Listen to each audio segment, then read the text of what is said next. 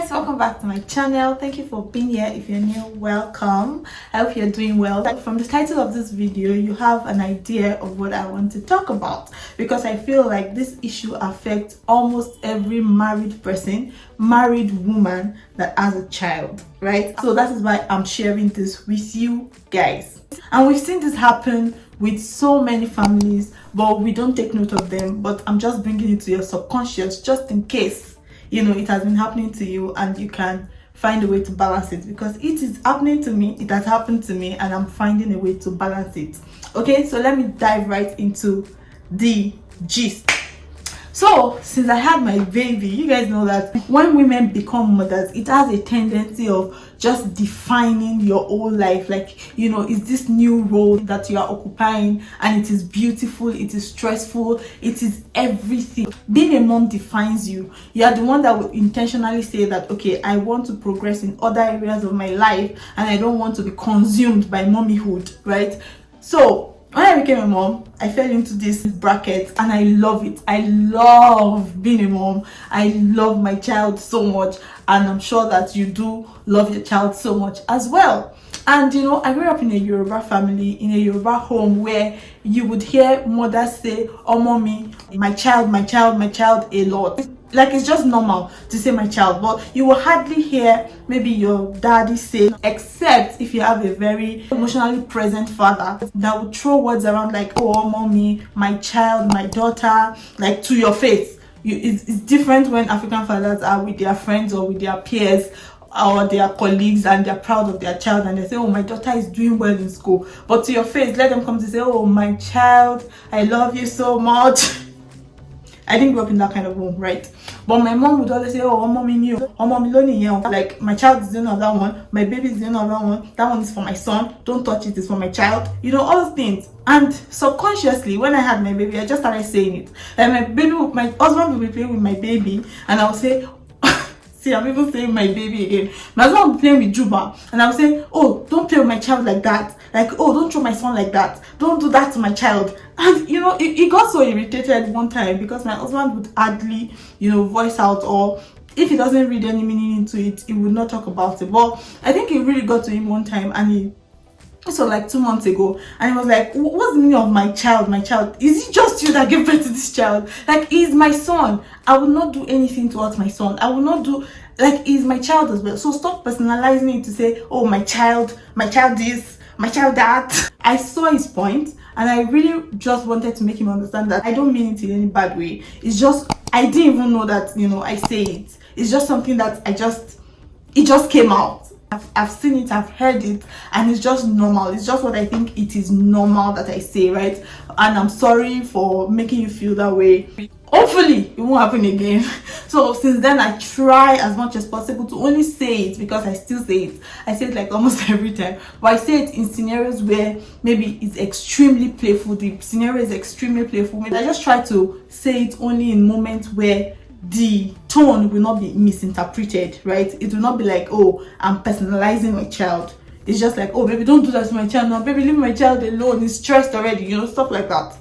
Okay, so that's number one. Number two, some weeks ago, I brought home plantain, and when I was taking that plantain, Juba started solid. Well, to you guys, it's my child, right? My child started solid, and I've been experimenting. I use a cookbook that has a lot of recipes that I just try to play around with and all that. So I got this plantain, and when I was taking the plantain, I was like, "This is for Juba. Like, I want to make a plantain based recipe for him, and this is why I have this plantain."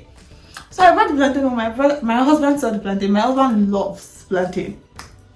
He saw the plantain. I was like, "Oh, that he would like plantain." I'm like, no, it's for my child. It's for Juba. It's for Juba. It's for Juba. He kept saying it. He said it like the first day. I didn't answer him. I said, "It's for Juba. I want to use it to make meals for Juba." Blah blah blah. He said it the following day, like, "Oh, when I asked what would you like for breakfast, he said he would like the plantain and kinko." I said, "No, the plantain is not for you. It's for Juba." I'm not gonna make the plantain for you. And honestly, I was saying all of this out of the goodness of my heart. Right? I didn't mean any harm. I didn't mean to be prejudiced. I didn't mean anything. It was just because I've said this plantain is for Juba. Like, I took it specifically for the reason for Juba, right? Apparently, I didn't make the plantain for my husband. Apparently, it got hot. Yesterday, I went to make my hair. I bought plantain for my husband because I saw plantain. I'm like, oh, my husband would like this plantain. Let me just buy it. So yesterday, I already made up my mind that I was going to make him really nice breakfast this morning. Like, I'm going to make him plantain and eggs, you know, really sweet, blah blah blah. But when I was frying the plantain this morning, he came and took plantain and ran off. And I now peeped and saw that he was eating the plantain. When he ran off, I thought, okay, maybe he wants to go and feed it to Juba.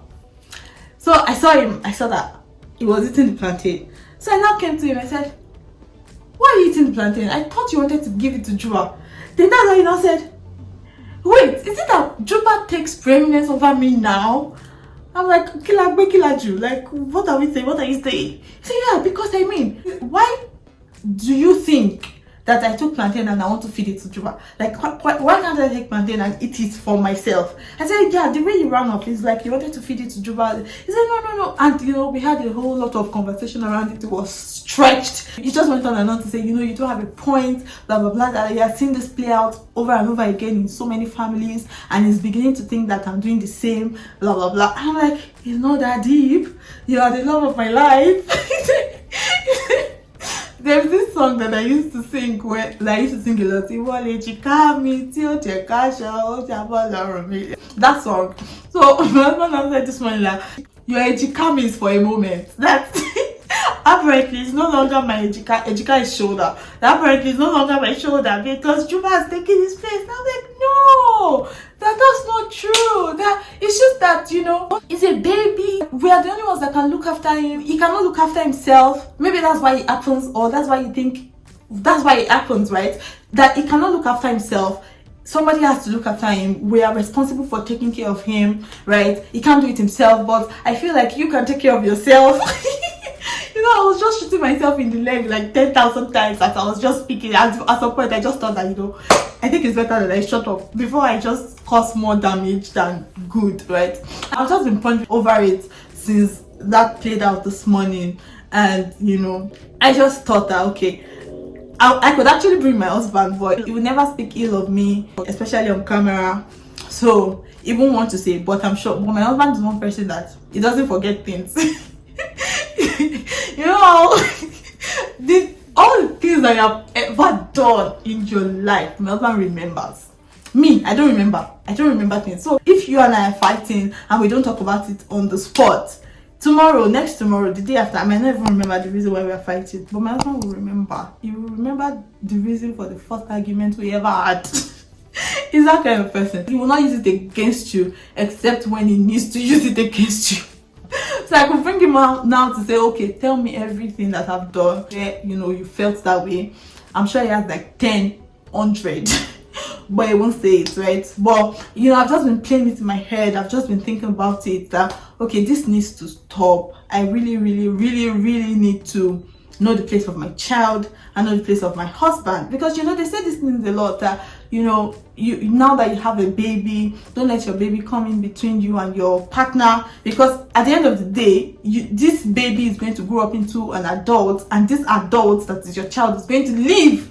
It's not going to be in your house forever. The person that you're going to be with forever is your partner. So don't create the bridge or the gap now when the child is still with you. And so when the child leaves, it's very difficult to bring the bridge back together. You have created this space over the years that will now become very difficult to get back together when the child leaves you or when the child is no longer in your home, right? And I'm just thinking about it, and it's just the truth. It affects a whole lot of women. There are so many women, I'm sure, that don't even know that they are doing it, and maybe they are not privileged or opportuned to have a partner that is outspoken or that would bring it to their notice to say, okay, this is how I'm feeling. When women become mothers, right, we are very expressive about it. We are very expressive, and it's not because you love the child more than the father. It's just who we are. You know, we are naturals. We just want to take ownership, like, this is my child, right? And the father might not necessarily be like that. In my situation, in my family, I'm not going to say that I'm the better parent, because there are some things that I don't even understand about my son that my husband does. Like, my husband knows how to put my husband knows how to put Juba to sleep more than I do. He knows how to handle him at night. Me, I'm restless. Sometimes I'll just start crying, like, why is he awake again? Why? What did I do? You know? But my husband, when he takes care of him at night, he has a better night. Right? He has a better night. Juba has a better night when my husband is in charge of him. Me, I'm just restless. I'm just like, what can I do to make you better? What can I do to make you sleep? So in my case, I'm not going to say that I'm the better parent. I'm not. When I'm alone with Juba at home, when my husband goes out, I'm stressed. When my husband is alone with Juba at home, when I go out, there's no problem. In fact, it's even me that will be calling to say, oh, are you guys okay? Are you guys okay? We are fine. You even send me pictures. You say we are fine. We are having fun, you know. So I'm not the better parent, but it's just this mother thing that, oh, it's my child. Unknowingly, you just now put the place of a child over the place of your spouse, and it is wrong. It is very, very wrong. My mom was saying this morning when all of that was happening, and Juba was just looking at his father like, oh, what's going on? Because, you know, he was talking a lot. Then my husband said to him, oh, it's your mom. She forgot that she met me before she met you. That was very funny.